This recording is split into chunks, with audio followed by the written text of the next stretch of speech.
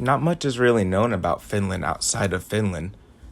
They tend to keep to themselves and don't really have much of a large population. They're really just known for their Nordic culture and being up north. But this country has a lot more to offer to the world in the terms of climate change policy and what can be done. Finland is part of the Scandinavian region of Northern Europe. This region has Finland, Sweden, Denmark, Norway, and Iceland. With all these countries, Finland tends to have a pretty good relationship with them. This can be seen through the languages, legal system, and ancestry that all blends in Finland. Finland itself is surrounded by 3 bodies of water: the Gulf of Bothnia, the Gulf of Finland, and the Baltic Sea. These 3 bodies of water produce an economy for the country, but also provide some warming during the winter months. Finland itself can be described as flat, covered in mostly pine trees, but that wouldn't really be doing it justice, considering that there are over 188,000 lakes in this country. That is roughly 10% of the entire country's coverage, while the other 78% is covered with trees. Finland can be broken down to 4 different parts: upland Finland, coastal Finland, archipelago Finland, and Finnish Lake District. Upland Finland is best known for being a part of Finland that's in the Arctic Circle itself. This area also has the highest point of the country, that is Mount Halti. Coastal Finland can best be described as where the cities and towns are located within Finland. This is because the area right off the water tends to be the warmest, but also because you can just catch fish right off the sea. Archipelago Finland is the chain of islands that's south of Finland, and just to the east of this area is the Finnish Lake District, which holds most of the country's lakes. With an average temperature of just 43 degrees, most people expect Finland to be cold year-round, which isn't too far off.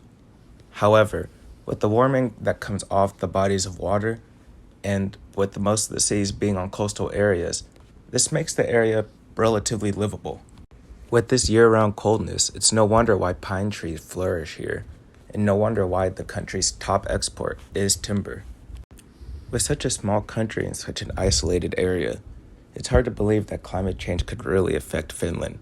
However, a lot of changes can already be seen in present day. Finland is beginning to experience shorter winters, longer dry periods, and reduced ground frost.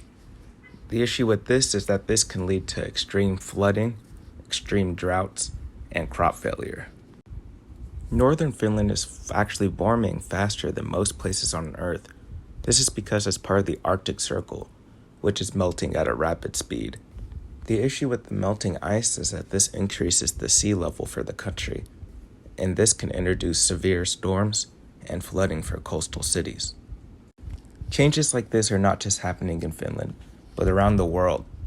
This is why many countries, including the EU, have come together to create carbon-neutral plans. However, Finland has taken it a step further and actually created their own plan, which seeks to achieve carbon neutrality by 2035.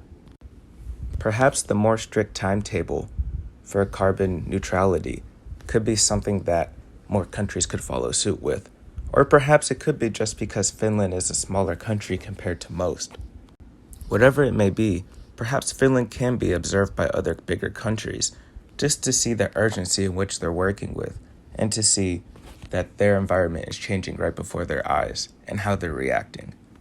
Instead of getting defensive, Finnish citizens are actually taking responsibility. 69% of them have actually owned up to the fact that human interactions are leading to climate change and rising temperatures, while another 53% have actively taken steps to reduce their carbon footprints.